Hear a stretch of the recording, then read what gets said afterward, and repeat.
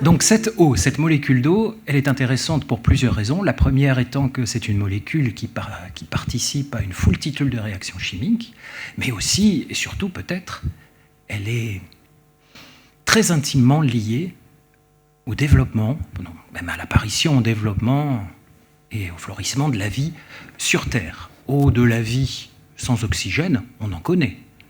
Pensez par exemple aux bactéries anaérobies, qui par définition vivent sans oxygène. L'oxygène est même un poison pour elles. Je pense par exemple à la bactérie qui sécrète la toxine botulique, qui est une des toxines les plus puissantes qui existent sur Terre. C'est une bactérie strictement anaérobie.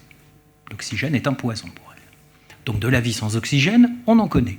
De la vie sans lumière, on en connaît également.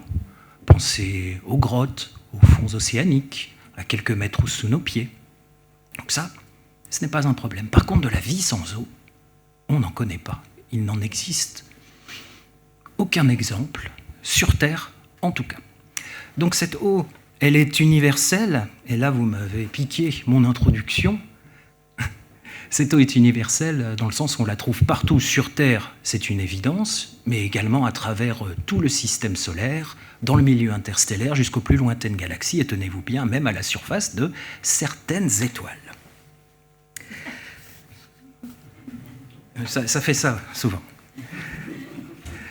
Alors, l'ubiquité de la molécule d'eau ne doit pas vous étonner, pas plus que cela en tout cas. Pourquoi ? Parce que les atomes qui la constituent, les atomes d'hydrogène et d'oxygène, sont respectivement le plus abondant et le troisième plus abondant atome dans l'univers. Ainsi, dans notre galaxie, la Voie lactée, la molécule majoritaire, c'est le dihydrogène, suivi par le monoxyde de carbone, et en troisième position, vous trouvez l'eau. Donc ce n'est pas du tout une molécule rare. Par contre, on y reviendra dans quelques minutes, et j'insiste bien là-dessus, la forme liquide de l'eau est extrêmement rare, car elle nécessite des conditions de pression et de température confinées vraiment dans des domaines assez petits. Donc la forme liquide de l'eau est tout à fait exceptionnelle dans l'univers. D'un point de vue chronologique, c'est la planète Mars qui alimente les fantasmes des hommes depuis des décennies, voire même des siècles. Donc c'est la planète Mars sur laquelle on a cherché en tout premier les traces d'eau. Regardez cette diapositive minimaliste.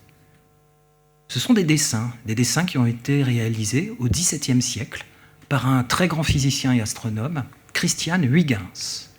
En 1659, à l'aide d'une lunette qu'il a lui-même construite, lunette dotée d'une lentille de 7 cm seulement, il a observé la planète Mars, l'a vue sous la forme non plus d'un petit point comme à l'œil nu, mais sous la forme d'un petit disque sur lequel il a détecté quelques détails.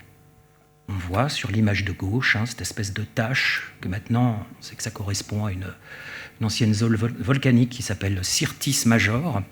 Donc, en mesurant nuit après nuit la position de cette tache, il a pu en déduire la période de rotation de la planète Mars sur elle-même, qu'il a trouvée à peu de choses près de 24 heures.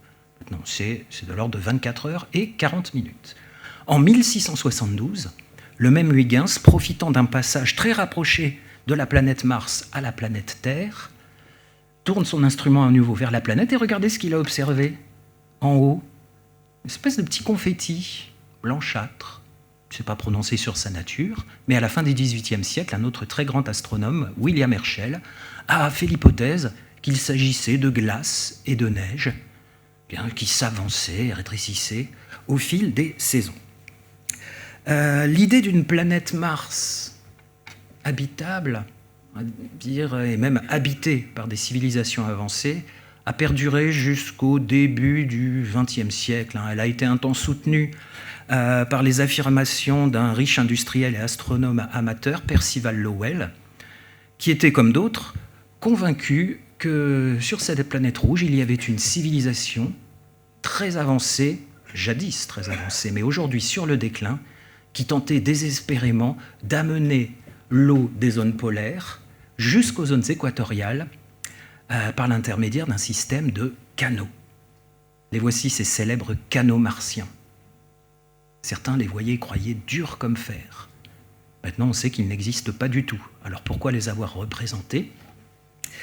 Eh bien parce que, vous savez, pour voir Mars sous une forme exploitable, qu'elle soit suffisamment grosse pour voir des détails dessus, il faut pousser les instruments vraiment à leur limite. Et en plus, les observateurs pouvaient être trompés par leur envie irrépressible de voir ces canaux.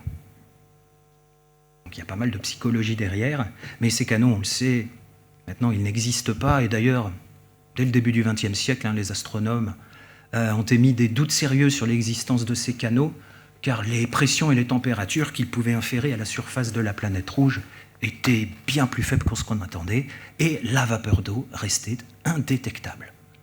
Elle le sera jusqu'en 1963. Le premier composé chimique détecté dans l'atmosphère de Mars a été le fruit d'un travail d'un autre très grand astronome, Gérard Kuiper, en 1947. Il a détecté la molécule de dioxyde de carbone. Et d'ailleurs, on s'est aperçu à peu près dans la première moitié du XXe siècle que ce qu'on voit au nord et au sud, à savoir ces calottes polaires, elles étaient davantage compatibles avec la glace de dioxyde de carbone, plus qu'avec la glace d'eau.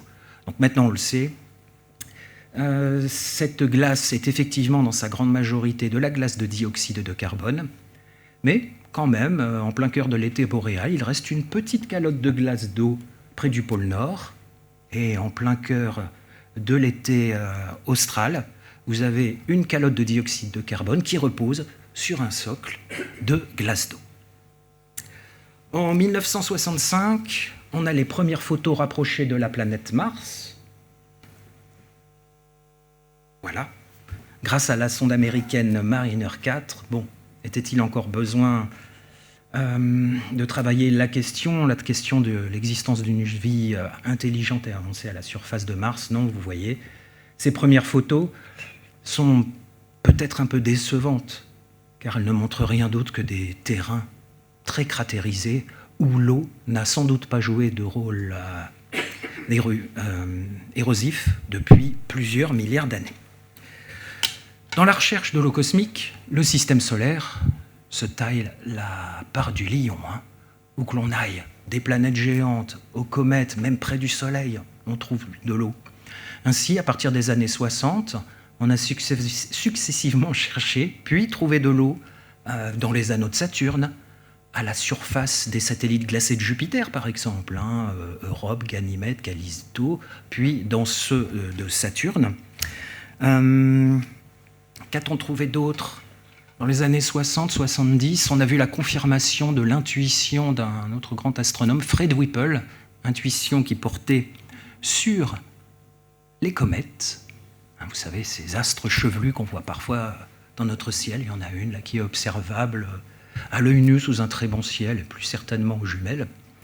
Donc, dans le modèle de 1950 de Fred Whipple, modèle qui a été popularisé sous le nom de boule de neige sale, il imagine qu'au cœur de ces grandes queues de gaz et de poussière, il y a un noyau de quelques kilomètres, un noyau de glace et de poussière, qui, quand sa trajectoire très elliptique l'amène près du Soleil, verrait sa glace directement passer à l'état de vapeur, emporter avec elle les poussières, et ça donnerait naissance à ces queues de poussière. Donc c'est également dans les années 70 qu'on a commencé à trouver de l'eau au-delà de notre propre galaxie. Je crois que c'est en 1977, la première détection d'une eau extragalactique. Et puis, 3 décennies plus tard, même 4 maintenant, même 5, dites-moi, le temps passe, on trouve de l'eau quasiment aux frontières de l'univers. Alors, la diapositive suivante va nous permettre de faire un petit saut dans le temps. On l'a toutes et tous appris à l'école. La formule chimique de l'eau, c'est H2O, tout à fait. Alors, on sait que l'eau n'est pas un corps pur. Depuis la fin du XVIIIe siècle, avec les travaux fondateurs, par exemple, d'Henry Cavendish, vous voyez une illustration sur la gauche, Cavendish a réalisé la synthèse de l'eau en faisant exploser un mélange d'hydrogène et d'air. Quelque temps plus tard, Lavoisier, que vous voyez ici avec sa femme, Madame Lavoisier, qui était d'ailleurs une très grande illustratrice scientifique, Lavoisier réalise l'opération inverse. Grâce à la chaleur, il décompose l'eau en hydrogène et en oxygène. Et enfin, au tout début du XIXe siècle, messieurs Gay-Lussac et Humboldt vont déterminer conjointement que l'eau, en fait, c'est 2 volumes d'hydrogène et 1 volume d'oxygène. Donc ce qu'on a appris à l'école, H2O. Là voici cette molécule d'eau sous un aspect extrêmement schématique. Alors, une molécule, qu'est-ce qu'on a? En rouge, la boule rouge, c'est un atome d'oxygène. Les 2 boules, là, en bas, ce sont 2 atomes d'hydrogène. Ils sont liés par des liaisons qu'on appelle des liaisons covalentes, qui résident dans la mise en commun d'électrons. Au niveau de la taille, la distance moyenne qui sépare l'atome d'oxygène de l'atome d'hydrogène est de l'ordre de 95 picomètres.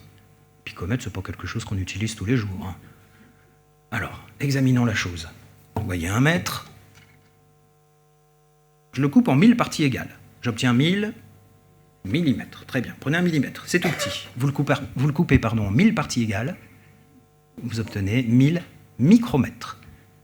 Un micromètre, c'est un 1/1000e de mètre ou 1 millième de millimètre. Vous prenez votre micromètre, vous le coupez en 1000 parties égales. Vous obtenez 1000 nanomètres. Vous prenez un nanomètre, vous le coupez en 1000 parties égales, vous obtenez 1000 picomètres. Donc un picomètre, c'est 1 millième de milliardième de mètre. La distance, très parlant, hein, bien sûr, la distance moyenne qui sépare les atomes d'oxygène et d'hydrogène, 95 picomètres, ça fait 0,1 nanomètre. À titre de comparaison, la pouce de nos ongles, c'est d'environ 1 nanomètre par seconde. Et la taille d'une molécule d'eau, c'est 0,1 nanomètre. Donc ça ne fait pas grand-chose. C'est une molécule coudée. Elle n'est pas linéaire. L'angle est un peu supérieur à un angle droit. Il vaut environ 105 degrés. Je vous ai parlé de la mise en commun des électrons qui assurait la stabilité de la molécule. Sauf que l'oxygène, l'atome rouge, là, n'est pas prêteur. Il va tirer la couverture à lui. Il va attirer à lui les électrons qui sont chargés négativement. Autrement dit, l'atome d'oxygène va être un peu chargé négativement. Et chaque atome d'hydrogène en bas va être un peu chargé positivement. On dit que la molécule d'eau est polaire. Et ça, c'est extrêmement important. Cela va expliquer plein de propriétés remarquables de l'eau. Revenons quelques instants sur la polarité de cette eau. Les charges partielles portées par les atomes de la molécule d'eau peuvent interagir avec les charges partielles portées par les atomes d'autres molécules. À la limite même, eh bien, l'eau va interagir plus fortement avec les autres molécules que les molécules ne le font entre elles. Autrement dit, l'eau peut être un excellent solvant. Elle dissout très bien les substances ioniques comme les sels, d'autres substances polaires comme les alcools, les acides. L'eau et l'alcool, ça se mélange très bien. Elle dissout plus ou moins bien les gaz, mais très peu des substances qu'on dit apolaires, qui ne sont pas polaires donc. En connaissez-vous des substances apolaires? Les hydrocarbures, les graisses, l'huile, autrement dit, l'huile et l'eau, ne se mélangent pas. Alors, nous avons parlé des liaisons de l'eau. Dernière chose sur la polarité, ce que je viens de vous dire là sur les charges électriques portées par l'eau qui vont être à l'origine d'interactions avec les charges partielles portées par d'autres molécules, ça marche évidemment quand d'autres molécules sont également des molécules d'eau. C'est ce qu'on va voir là-dessus. Chaque molécule d'eau peut interagir avec 4 molécules d'eau voisines et elle crée ce qu'on appelle des liaisons hydrogènes. Ces liaisons hydrogènes sont moins fortes que les liaisons qui assurent la stabilité d'une molécule d'eau, ce qu'on appelle des liaisons covalentes. Ces liaisons hydrogènes sont donc 20 fois moins fortes en moyenne, mais elles vont être à l'origine des propriétés incroyables de l'eau. En voici quelques-unes listées. Premièrement, l'eau liquide a une température d'ébullition très élevée.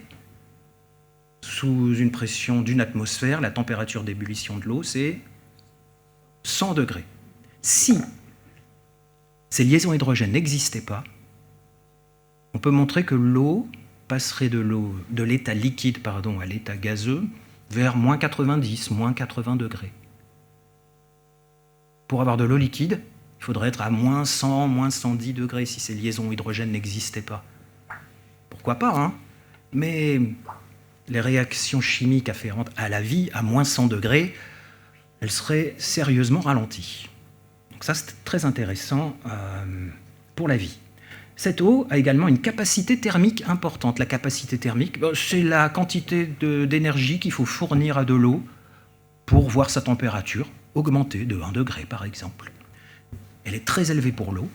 Eh bien, notre corps met à profit cette propriété pour amortir les variations de température. Et à plus grande échelle, hein, les océans amortissent les variations de température.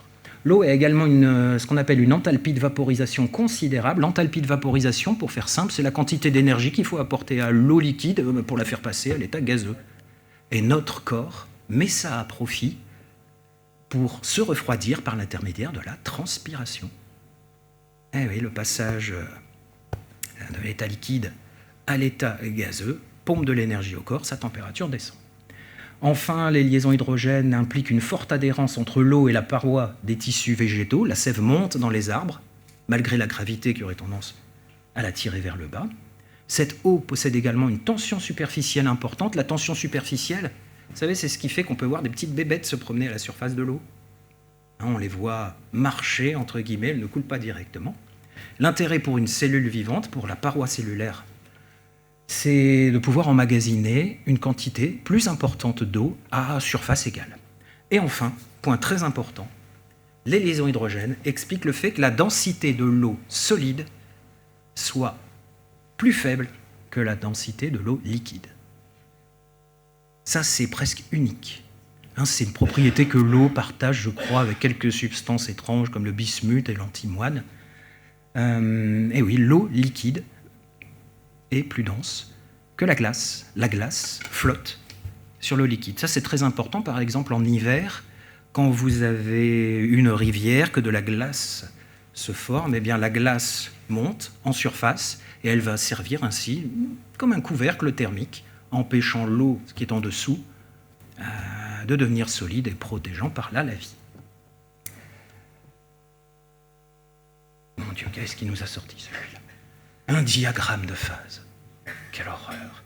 Un diagramme de phase, c'est juste une représentation des conditions qu'il faut pour que l'eau soit par exemple liquide, qu'on la trouve sous forme de vapeur ou de glace. Alors en abscisse, l'axe horizontal, vous avez la température. En ordonnée, l'axe vertical, la pression. Attention, ce n'est pas du tout un diagramme linéaire. Vous voyez, on voit 612 pascal. Qu'est-ce que c'est que ça, 612 pascal? Sur Terre, la pression moyenne est d'environ 100 000 pascal. Donc 612 pascal, c'est la pression qui règne à peu près à 30 km d'altitude. C'est 1/160e de la pression atmosphérique. On voit également 22,1 mégapascal.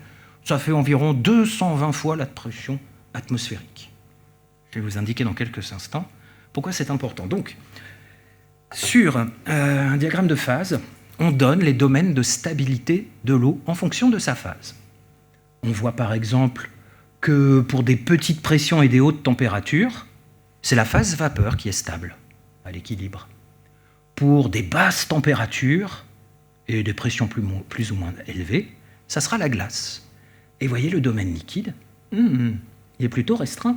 Il faut avoir une pression minimale pour avoir du liquide. Voilà pourquoi l'eau liquide est aussi rare dans l'univers. Il faut avoir au moins 600 pascal.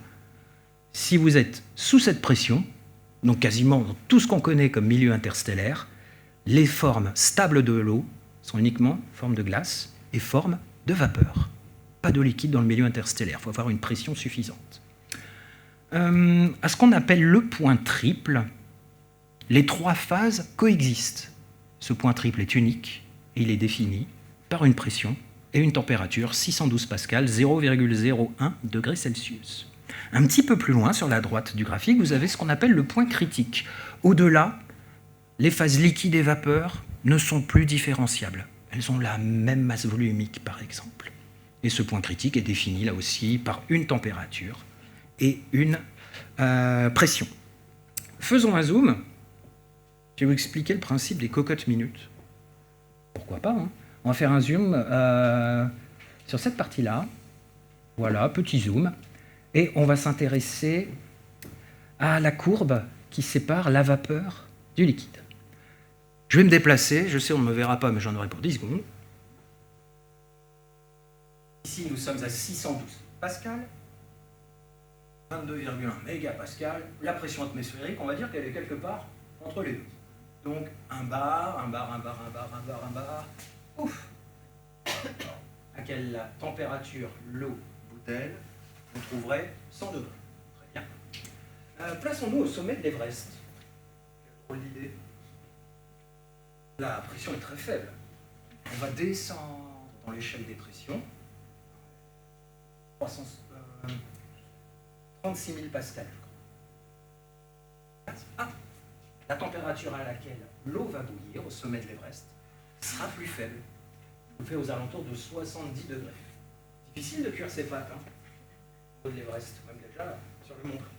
Inversement, dans une cocotte minute, la pression est plus grande. Je crois qu'on monte à 1,5-2 bars.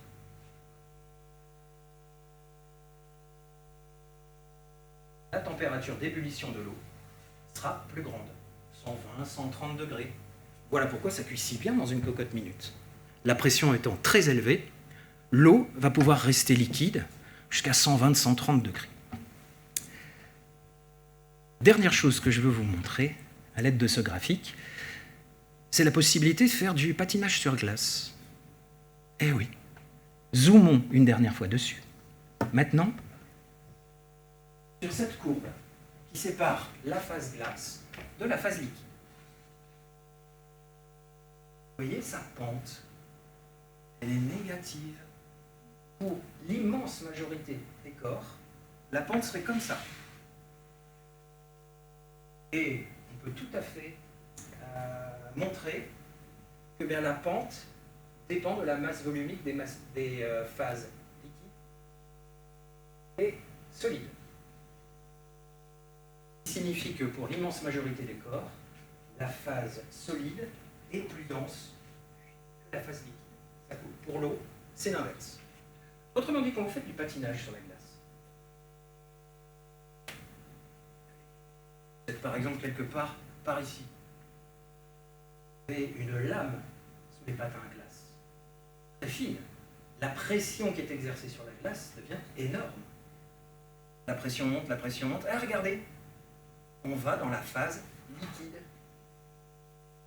Juste sous la lame, vous avez une fine pellicule d'eau qui va permettre de glisser. Sur Terre, grâce à l'eau, on peut faire du patinage artistique. Sur Mars, pourrait-on faire du patinage sur la glace de dioxyde de carbone? Car sur Mars, ou plutôt, lorsqu'on parle du dioxyde de carbone, la pente est positive. Plus vous mettez de pression, plus vous êtes dans le domaine de la glace. Sur Mars, il n'y a pas de dioxyde de carbone liquide qui pourrait nous permettre de glisser. Donc pas de patinage artistique sur la planète Mars. Je sais, ça fait mal. Bien, comment détecter l'eau à distance maintenant? Je vais passer sur cette diapositive. Si ça vous intéresse de connaître cette méthode, elle est barbare. Méthode par spectroscopie à neutrons et gamma. On garde ça en mémoire si ça vous intéresse. On va plutôt parler de la spectroscopie beaucoup plus classique, plus traditionnelle.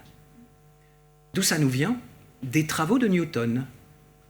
À la fin du XVIIe siècle, Newton, vous le savez, a décomposé la lumière blanche en toutes les couleurs de l'arc-en-ciel grâce à un prisme. Et il a fait même l'inverse. Il a pris toutes les couleurs de l'arc-en-ciel, il a recomposé la lumière blanche. En 1815, M. Fraunhofer remet l'expérience en jeu en y mettant un peu plus les formes, et il découvre, dans les couleurs de l'arc-en-ciel, dans ce qu'on appelle le spectre du Soleil, là, toutes les couleurs mises les unes à côté des autres, découvre que certaines couleurs manquent à l'appel. Bon, il ne fait pas d'interprétation. En 1860, l'interprétation va être fournie par deux chimistes et physiciens assez célèbres, M. Kirchhoff et M. Bunsen. Beck de son prénom, bien sûr. Les jeunes ne comprennent pas en général. Beck, Bunsen. Oui, j'ai honte, hein, c'est Robert Bunsen, hein, pardon. Donc Bunsen et Kirchhoff proposent une interprétation très intéressante. Maintenant, on sait que c'est la bonne. Ces couleurs qui manquent, en fait, ce sont les empreintes digitales, les véritables signatures des éléments chimiques. Par exemple, s'il y a du fer ionisé 10 fois, hein, j'invente, oh, vous aurez 2 couleurs manquantes ici, dans le jaune. Si vous avez du sodium, vous aurez, je ne sais pas moi, 3 bandes manquantes dans le rouge, par exemple. Ainsi, grâce au spectre et les outils qui l'exploitent, c'est-à-dire la spectroscopie, on peut déterminer à distance la composition chimique des astres, et en particulier déterminer la présence d'eau. Vous prenez une source de spectre continu, ça peut être un solide, un liquide ou un gaz à haute pression. Ça vous donne donc un spectre continu que vous voyez en bas. Oh, un nuage de gaz. Ce nuage de gaz, peu dense, peu chaud, va vous donner un spectre d'émission. Couleur bien précise. Maintenant, si vous mélangez les deux cas, vous avez en fond une source de spectre continu. Entre vous et cette source de spectre continu, vous mettez un nuage de gaz. Vous observerez exactement ce qu'on voit sur le Soleil. Ceci, ce qu'on appelle un spectre d'absorption. Et vous voyez, les couleurs là, du spectre d'émission, eh bien, elles sont exactement complémentaires de ce qui a disparu dans le spectre d'absorption. Alors, dans le cas du Soleil, qu'est-ce qui se passe ? Eh bien, on va dire que la surface du Soleil émet un spectre continu et l'atmosphère du Soleil va enlever quelques couleurs. On pourra alors avoir accès à la composition de l'atmosphère du Soleil. Donc ça va être pareil pour l'eau. Ouh, je suis allé un peu vite, pardon. Pour l'eau, c'est la même chose. L'eau va pouvoir absorber ou émettre, suivant les conditions physiques, dans l'ultraviolet, donc un peu comme certains atomes. Mais l'eau est une molécule. Ce n'est pas un atome, c'est un regroupement d'atomes. Et les regroupements d'atomes interagissent avec la lumière d'une manière beaucoup plus complexe et intéressante que les simples atomes. Par exemple, cette molécule d'eau, elle va vibrer. Oh, rapidement, hein, plusieurs milliards de fois par seconde. Elle va vibrer comme ça. On appelle ça un mode de vibration à élongation symétrique. Et la physique quantique nous enseigne que ce mode de vibration va être associé à une absorption ou à une émission, une longueur d'onde bien précise, 2,7 micromètres. On n'est plus dans le visible là, on est dans l'infrarouge, le proche infrarouge. La molécule d'eau peut également effectuer des mouvements de cisaillement, associés à une longueur d'onde de 6,3 micromètres, et enfin une élongation asymétrique, associée à une longueur d'onde d'environ 2,7 micromètres. Cette mécanique quantique nous enseigne qu'en fait, vous pouvez coupler tout ça. Il existe des harmoniques. Hein, vous prenez une fois la fréquence du premier, 2 fois la séquence du premier, 3 fois la fréquence du premier, et vous aurez absorption, émission à ces longueurs d'onde-là. Vous pouvez prendre 2 fois la fréquence du premier, plus 3 fois la fréquence du troisième mode. Ça vous donne un autre endroit où la molécule d'eau absorbera, etc. Donc tout ceci vous donne une absorption dans l'infrarouge, infrarouge proche, moyen, infrarouge lointain, et un petit peu dans le domaine visible. Donc voilà une première méthode pour détecter à distance la molécule d'eau. Cette molécule d'eau ne se contente pas de vibrer. Elle tourne, là aussi à plusieurs milliards de fois par seconde. Et ces rotations, nous dit la mécanique quantique, vont être également à l'origine d'émissions ou d'absorption dans des domaines énergétiques un peu plus faibles. Autrement dit, des longueurs d'onde plus grandes. Donc ça sera dans l'infrarouge et jusqu'aux ondes radio. Voilà comment on peut détecter, depuis la Terre, l'eau interstellaire, l'eau intergalactique, grâce à la spectroscopie, un peu dans le domaine visible, mais surtout dans le domaine infrarouge, jusqu'aux ondes radio. Alors, blabla, blabla. Venons-en à ce qu'on a trouvé. Armés que nous sommes de la spectroscopie. Voici une vue d'artiste. C'est une vue purement d'artiste, bien sûr, d'un objet qui, à l'œil nu, ne paye pas de mine, puisqu'il est strictement invisible à l'œil nu. Dans la très palote constellation du Lynx, vous avez un corps céleste qui peut être mis en évidence par des amateurs fortunés et très doués en acquisition et en traitement d'images. On appelle ça un quasar. Oh, sur une photographie, ça restera un petit point. Ce quasar, qui possède le doux matricule de APM 09279 plus 5255, est une source incroyable d'énergie. Un quasar, qu'est-ce que c'est ? C'est un noyau de galaxies extrêmement actif. Vous savez que dans notre propre galaxie, qui comporte plus de 100 milliards d'étoiles, il y a un noyau occupé, semble-t-il, par un trou noir massif, d'environ 4 millions de masses solaires, mais il n'est pas très très actif. Dans les quasars, ce trou noir est incroyablement actif. Il est très lourd, plusieurs milliards de fois la masse du Soleil. Et il est à l'origine d'une énergie folle. Dans un petit volume à peu près grand comme le système solaire, ça émet 100 000 fois plus d'énergie que toute notre galaxie. Donc c'est une densité d'énergie absolument folle. Voilà ce qu'est un quasar. Et par spectroscopie, on a détecté dans ce quasar la signature de l'eau, la signature des transitions de rotation de l'eau. De la profondeur de la signature, on en a déduit la quantité d'eau impliquée. Figurez-vous que l'eau que contient ce quasar pourrait remplir 100 000 milliards de fois les océans terrestres. Waouh! Ça paraît gigantesque.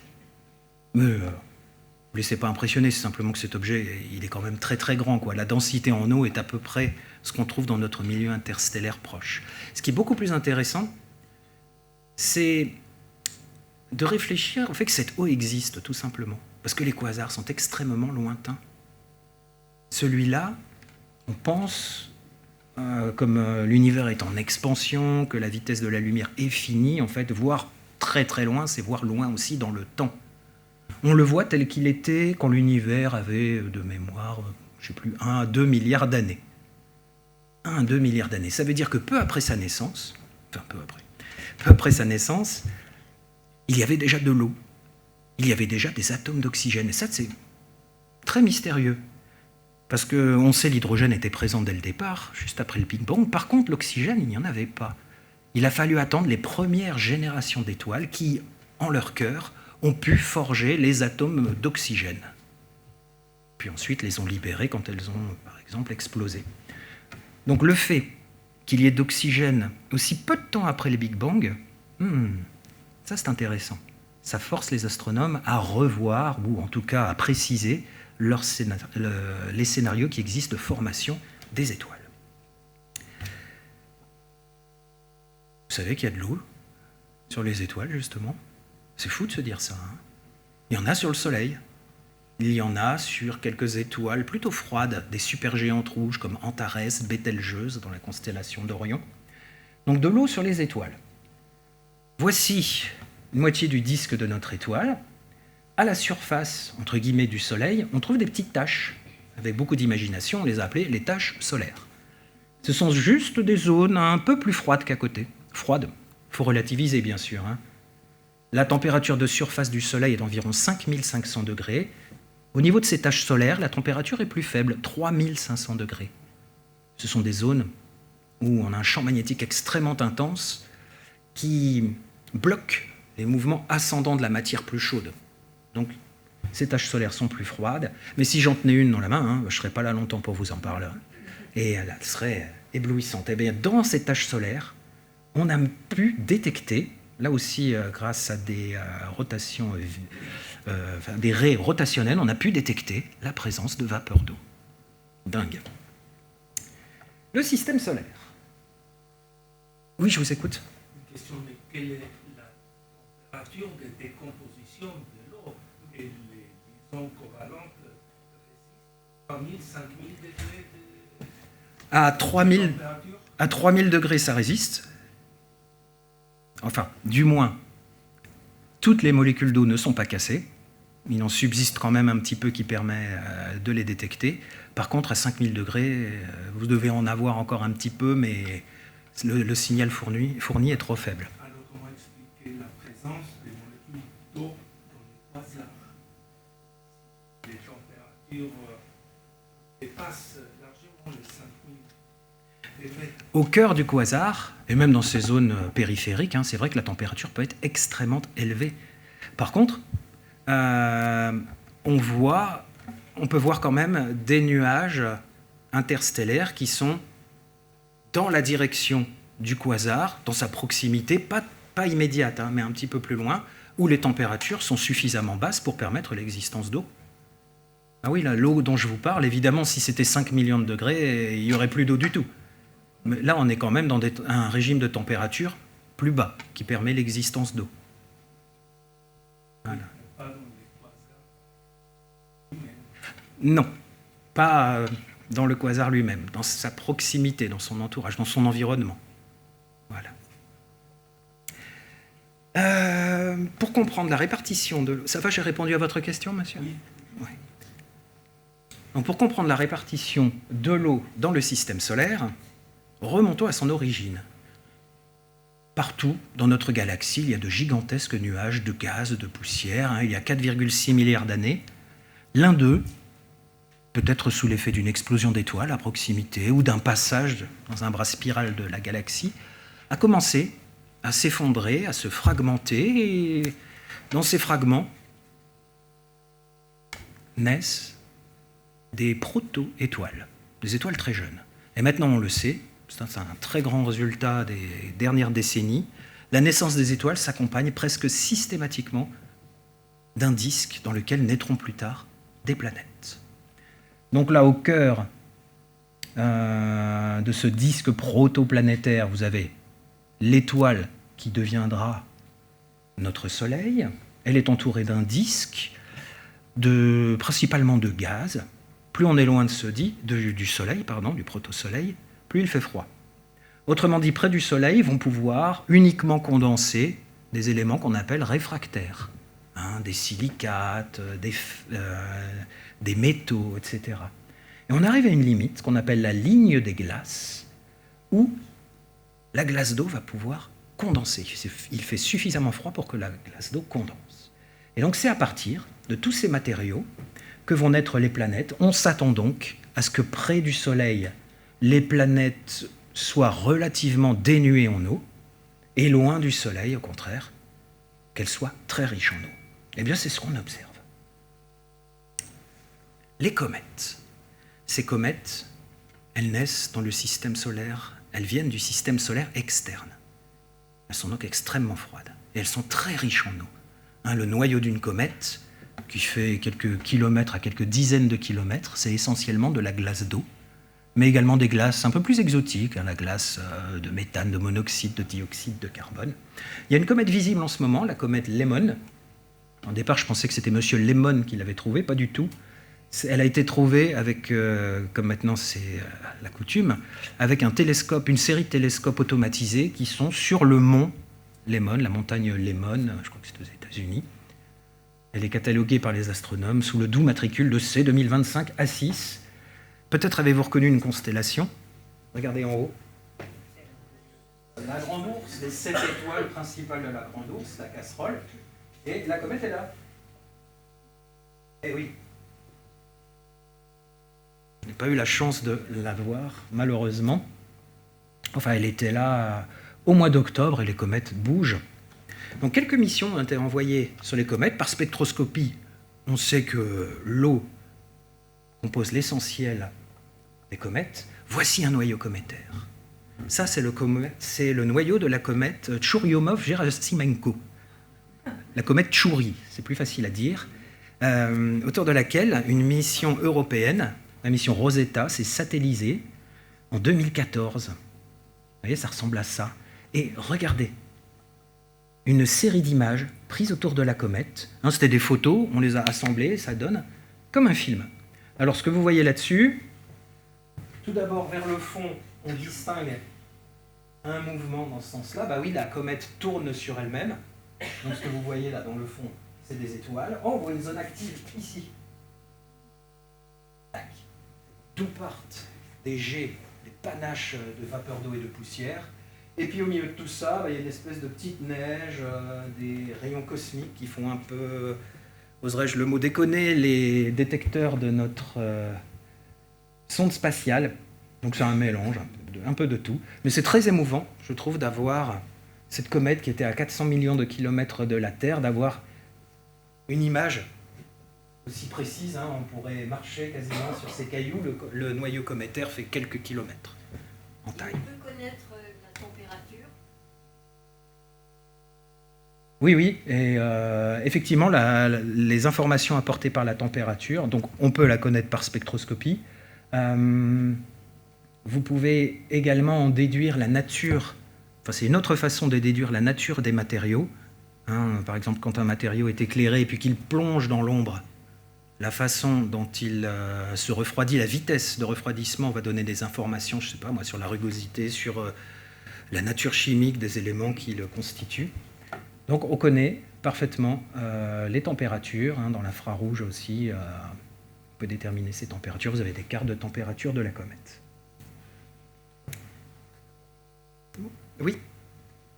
S'il vous plaît, on suppose que la formation de la synthèse de l'eau, c'est à partir de la molécule d'hydrogène et de l'oxygène. C'est bien ça?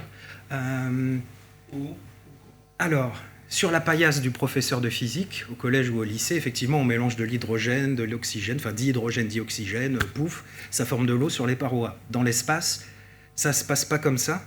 Vous avez toute une série de réactions chimiques où on part du dihydrogène, par exemple, et de l'atome d'oxygène.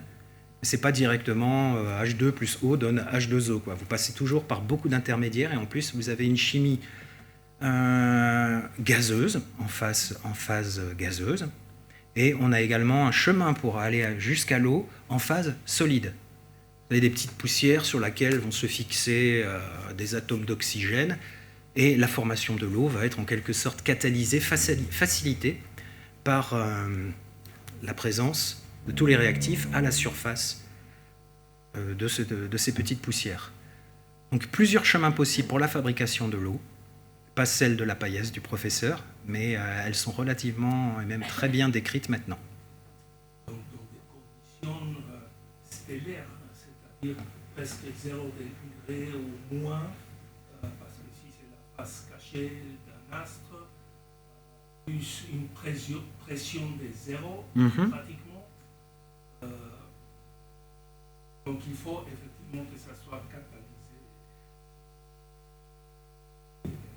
Oui, tout à fait. Ça marche très bien, par exemple, dans des nuages interstellaires, où la densité peut être de 1000 à 10 000 molécules par centimètre cube. C'est pas beaucoup, hein. C'est plus vite que le meilleur vide qu'on arrive à faire à l'heure actuelle dans nos laboratoires terrestres. Et dans ces conditions-là, l'eau se forme. C'est vraiment un produit naturel de la chimie interstellaire. Voilà. Bien, on va arriver dans les derniers points. Les planètes géantes, je vous en parle ou je passe? C'est dur. Des planètes géantes, constituées de beaucoup d'eau. Hein, on pense qu'au cœur de ces planètes géantes, vous avez des noyaux plus ou moins diffus, métaux, de roches, et la présence d'eau, de glace dans des états parfois très exotiques.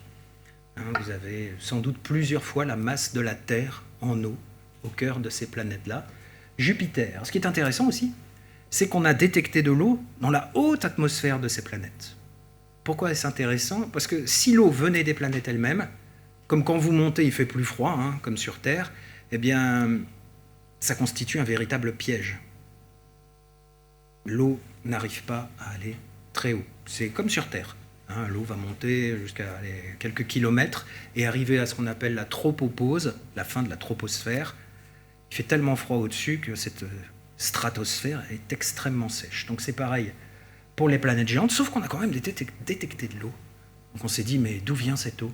Elle peut peut-être provenir de météorites, de comètes qui apportent l'eau, comme dans le cas terrestre, par exemple. Je reviendrai dans quelques instants.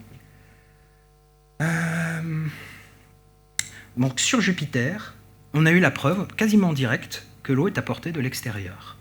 En 1994, vous avez la comète Shoemaker-Levy qui s'est littéralement crashée sur Jupiter. Shoemaker-Levy 9. Elle a fait un tour autour de Jupiter. Là, le noyau s'est désintégré en une vingtaine de petits fragments de taille kilométrique quand même. Et en juillet 1994, en quelques heures, ces fragments ont tapé Jupiter. Et on montre les cartes d'eau qu'on arrive à faire de la répartition de l'eau sur Jupiter. On montre que l'eau, eh bien, elle s'est répartie dans une bande en latitude qui correspond exactement à là où la comète est entrée en collision. Saturne, quelle belle planète, hein. C'est une des plus belles émotions qu'on puisse connaître, c'est d'observer Saturne au télescope en vrai. Hein, vous voyez les anneaux, vous avez presque une idée du relief, c'est magnifique. Ces anneaux, c'est presque de la glace pure. Ils sont composés à 90% de glace pure, plus des petites impuretés. Que vous dire d'autre sur les planètes géantes? Qu'elles ont de nombreux satellites, et que ces satellites sont très intéressants. Par exemple, celui-ci. Là, on est autour de Jupiter, c'est le satellite Europe. Une surface très peu cratérisée. Cela signifie qu'elle est jeune. Enfin, jeune à l'échelle géologique, hein. Elle aurait au maximum 100 millions d'années. Vous voyez, c'est pas comme la Lune, là, qui est constellée de cratères et certains autres satellites. Ça veut dire que la surface a subi des processus de reformation. Et quand on zoome sur cette surface, on voit des choses comme ça. Est-ce que ça ne vous fait pas penser, je ne sais pas moi, un iceberg qui se détacherait comme ça de la banquise et qui partirait En tout cas, cela signifie que sous une épaisse couche de glace, parce que quand même, à part moins 150 degrés, la glace, c'est aussi solide que du roc. Hein. Donc, sous la surface d'Europe, il y aurait un matériau qui permettrait, par ses mouvements, eh bien, d'emporter ces espèces d'icebergs. Alors, d'où viendrait l'énergie qui permettrait de tels mouvements? Des effets de marée. Vous savez, la Lune autour de la Terre, elle produit des marées sur la Terre, mais la Terre produit aussi des marées sur la Lune. Et bien là, l'énorme Jupiter va produire des effets de marée colossaux sur Europe, parce qu'il n'est pas toujours à la même distance de Jupiter. À cause d'autres satellites, son orbite n'est pas rigoureusement circulaire, elle est un peu elliptique, il n'est pas toujours à la même distance, et en gros, il va être trituré par les forces de marée. Oh, forces de marée qui vont faire grimper la surface d'une trentaine de mètres quand même. Hein. C'est pas comme sur Terre, hein. Là c'est des forces de marée énormes.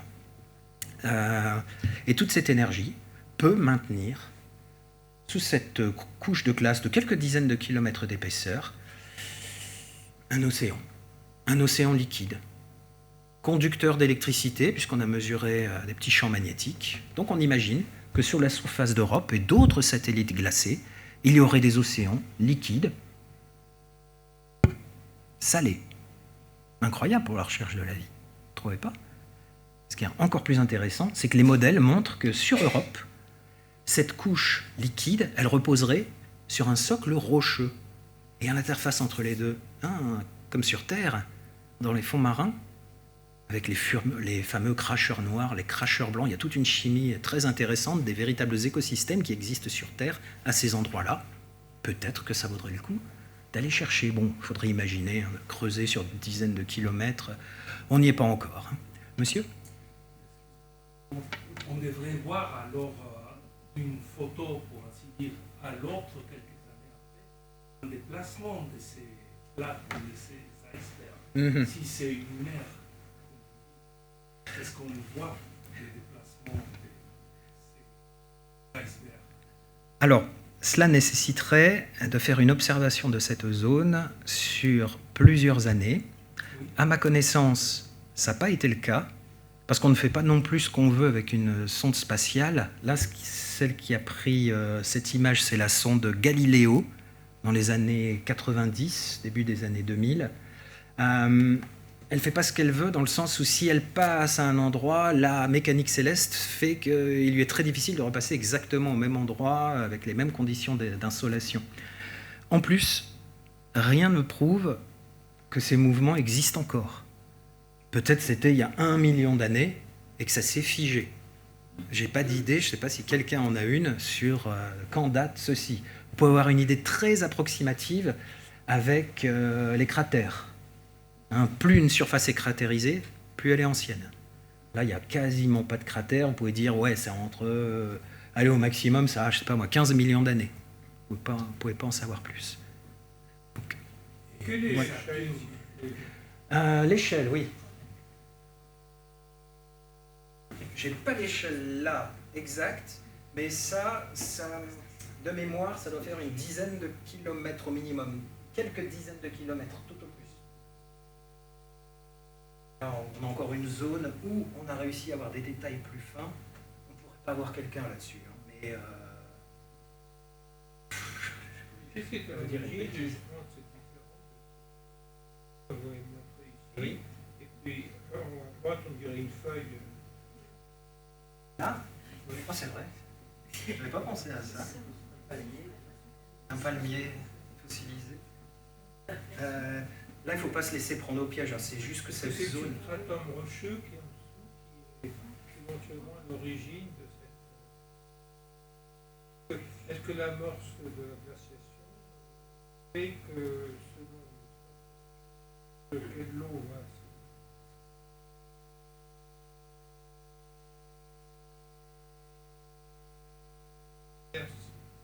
Manifestement, oui. on a une idée du type de roche? On peut en avoir une idée.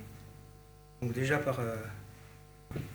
est-ce qu'il y a des endroits où la glace Est-ce qu'il y a a des pu roches dis- silicieuses? Là, comme ça, je l'ignore. Certainement, vous avez des roches silicieuses et plein de... Les modèles montrent que, effectivement, sous cette glace, il y aurait un épais manteau de silicate. Là, comme ça, je ne peux pas vous dire, monsieur. Je l'ignore. C'est de la curiosité, hein, c'est tout. Mais moi aussi, ça attise ma curiosité. De toute façon, la scientifique est toujours. C'est une excellente question et ça me donnait envie de chercher. À part quand on dit, bon, on a mesuré indirectement la densité de ce satellite, on peut en déduire la présence de glace, la présence de silicate, la présence de métaux, cœur, etc. Mais est-ce qu'on a vraiment pu, sur Europe, détecter la présence de roches nues, par exemple, hein, où il n'y aurait pas de glace? Là, je l'ignore et je vais chercher. C'est une excellente question. Et pourquoi l'eau est liquide vers le centre d'Europe, vers la couche de roche? Il y a un grading de température au niveau d'Europe? Oui, comme dans tous les corps du système solaire, hein, vous allez au cœur, il fait plus chaud que quand vous vous rapprochez. En plus, il y a eu des témoignages presque directs, parce que là, je ne vous l'ai pas montré, mais on a une photographie où on voit Europe par le limbe. Donc, vous voyez vraiment le fond de l'espace, Europe, et là, petit panache. Panache dans lequel, maintenant on le sait, la sonde Galiléo a sans doute pénétré sans le savoir. Et un panache composé de particules de glace d'eau. Donc sans doute de l'eau sous pression, en profondeur, comme sur d'autres satellites. Donc là, vous avez la présence également d'un champ magnétique induit. Donc là aussi, c'est présence d'eau ou tout au moins d'un matériau fluide, peut-être visqueux, on ne le sait pas encore, qui conduit l'électricité. Après, comme sur certains autres satellites, vous avez un décalage entre la rotation que devrait avoir le satellite et sa rotation qu'on observe. C'est comme s'il y avait un découplage entre la surface et le cœur du satellite. Comme si la surface roulait un peu au-dessus, sur quelque chose qui pourrait être de l'eau. En fait, c'est délicat d'avoir la preuve confondante, la preuve ultime. Vous avez toujours un faisceau de plein d'indices. Voilà. S'il vous plaît, pour Saturne, l'anneau, Oui, c'est un anneau de glace. composé C'est de... un anneau extraplanétaire. C'est-à-dire Extra. qu'il ne vient pas de Saturne, il vient. A priori, cet anneau qui est composé de milliards de blocs de roches, de glace, son origine est encore débattue. Roche aussi. Que de la glace. Vous avez un peu de roche. Et majoritairement de l'eau. Majoritairement de la glace d'eau, tout à fait. De la glace d'eau. Donc, il y avait de l'eau qui s'est... Voilà. Ça pourrait être un satellite. Vous savez que l'origine des anneaux de Saturne est encore très débattue. On ne sait pas l'âge qu'ils ont. Mais ces anneaux pourraient très bien être le résultat d'un satellite qui se serait approché trop près de Saturne, ou d'une comète, c'est possible aussi, hein, et qui aurait été déchiré par les forces de marée pour créer cet anneau. Ce n'est pas impossible, c'est très débattu encore. En tout cas, ce n'est pas une origine... Dont la composition était très riche en eau. Tout à fait. Comme les comètes actuelles, comme les satellites, des planètes géantes. Mais ça fait 1 heure que je vous assomme, dites-moi. Ouais, mais vous dites oui en plus, vous n'avez pas honte. Voulez-vous que j'introduise votre exposé? Oui, parce qu'on va revenir sur Terre. Vous allez revenir sur Terre. Donc voici les planètes telluriques. 4 planètes telluriques. Mercure, Vénus, hein, sans sa couche nuageuse, c'est pour ça qu'elle est un peu bizarre. En plus, les Américains l'ont fait dans des tons un petit peu chauds, qui sous-entendent que sur cette planète, il fait chaud, ce qui est vrai. Hein, la surface, 460-480 degrés. Presque la sœur jumelle de la Terre, un peu plus chaude seulement. La Terre, Mars, toutes ces planètes se sont formées, a priori, en deçà de la ligne des glaces. Elles sont pauvres en eau. On dit parfois l'eau, la Terre est la planète bleue. C'est un peu exagéré. L'eau est quasiment... parce que l'eau est bien visible en surface. La Terre a une masse dont l'eau ne représente même pas 0,1%. Oui, la Terre est une planète sèche. Quand on la compare aux satellites des planètes géantes, par exemple, ou aux comètes. Donc Mercure, très près du Soleil. Figurez-vous qu'on a trouvé de l'eau sur Mercure. C'est dingue, ça. Alors qu'elle est si près du Soleil. En fait, c'est une planète qui est droite, qui tourne droite autour du Soleil. Et au niveau des pôles, vous avez des cratères dont le fond ne voit jamais le Soleil. Et bien, au niveau des pôles de Mercure, on a découvert de la glace. De la glace qui était là soit depuis l'origine, ou soit qui a été apportée par des apports cométaires. Vénus, une planète extrêmement sèche. La Terre, d'où vient l'eau de la Terre? Puisque la Terre est une planète très sèche, l'eau qu'elle contient devrait être encore en quantité inférieure. Donc, on a pensé... Enfin, il y a plusieurs hypothèses. La première hypothèse, c'est que l'eau était là dès le départ, et par l'intermédiaire du volcanisme, sur des millions, des milliards d'années, l'eau a finalement été dégazée, et elle est présente dans notre atmosphère et dans les océans. Une autre hypothèse, c'est qu'elle a été apportée ultérieurement par des objets comme les météorites ou les comètes. Et une troisième hypothèse a vu le jour l'année dernière. Donc cette Terre se serait formée de manière... Elle aurait été extrêmement sèche, mais si on prend en compte la ceinture d'astéroïdes, qui est entre Mars et Jupiter actuellement, dans la ceinture externe d'astéroïdes, vous avez des corps qui sont très riches en eau. Eh bien, quand ils se sont... Lors de la formation, en fait, l'eau qu'ils contenaient s'est sublimée, elle est passée directement de l'état de glace à l'état de vapeur, et puis cette vapeur aurait comme ça, un peu percolé à travers tout le système solaire, jusqu'à l'orbite de la Terre incluse, et la Terre aurait ramassé cette eau. Ça aurait pu donner des naissances à nos océans. Pourquoi pas? Là aussi, c'est extrêmement débattu. Il n'y a pas d'hypothèse, peut-être que c'est un mélange des 3 hypothèses que la vérité est un mélange des 3 hypothèses que je viens de vous présenter rapidement, ou alors c'est autre chose qui s'est passé. On ne sait pas encore exactement. Mars. D'habitude, je finis par Mars. Est-ce que je peux finir par Mars ou vous voulez que j'arrête là? Je fais vite alors. Vous ne me détestez pas? Non? Ça va. Mars. Bon, la Terre, j'en ai parlé. Blabla. L'eau sur Mars. Regardez, moi j'ai trouvé de l'eau sur Mars. C'est pour ça que je voulais vous la montrer. J'ai honte. Ouh. Donc Mars est une petite planète, 50% plus petite à peu près. Elle tourne sur elle-même en un peu plus de 24 heures. Elle est inclinée, son axe de rotation est incliné, à peu près comme la Terre. Donc Mars connaît la succession et l'alternance des saisons, très bien. Les saisons, il y a des saisons sur Mars, et oui. Sa surface est désertique, mais on trouve quand même de l'eau sur Mars. Regardez, la vapeur d'eau martienne.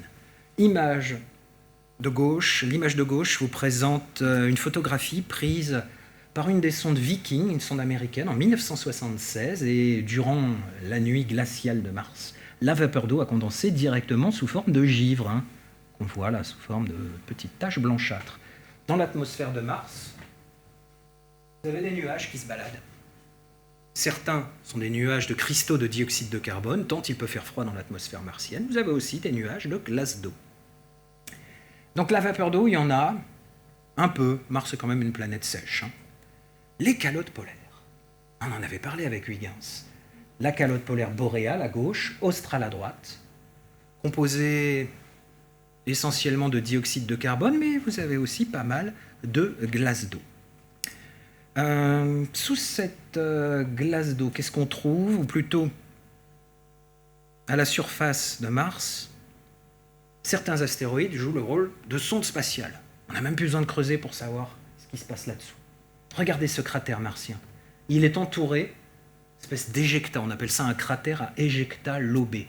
Et ça ressemble vraiment à ce qui pourrait arriver sur Terre quand vous jetez dans un sol gorgé d'eau un projectile de manière très puissante, ça fait des espèces de vagues, et sous l'effet du froid martien, ces vagues se sont en quelque sorte figées.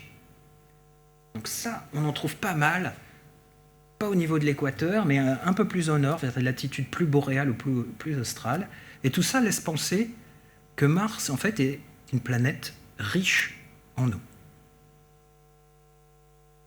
Au même niveau que la Terre, en tout cas. Et que l'eau, que Mars contenait sans doute, il y a plusieurs milliards d'années, il y a plein d'indices qui laissent penser que de l'eau a coulé en abondance sur la planète rouge. Cette eau, une partie s'est échappée dans l'espace, et une autre est partie sous la surface, les zones polaires, on va dire jusqu'aux latitudes moyennes, tout ça est très riche en glace. Vous creusez quelques mètres au niveau des zones polaires, vous pouvez tomber sur de la glace. Dans les zones équatoriales, il faudrait creuser à plusieurs centaines de mètres, sans doute. Donc voici pour terminer une brève histoire de Mars, et je conclurai là-dessus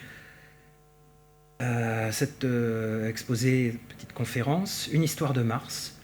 Il est très difficile d'apporter des datations précises sur Mars. Sur la Lune, c'est plutôt simple, puisqu'on a ramené des échantillons lunaires. En laboratoire, on les analyse par des méthodes basées sur la radioactivité. On peut dire telle pierre a 3,88 milliards d'années.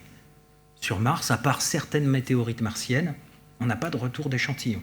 Donc on est obligé de faire un peu, pas au pif, mais d'être prudent dans ses estimations. Comment on estime l'âge des terrains sur Mars? Par l'intermédiaire de la densité de cratères. Plus une surface est cratérisée, plus elle est ancienne, plus les cratères sont gros, plus ils sont anciens. Donc dans des zones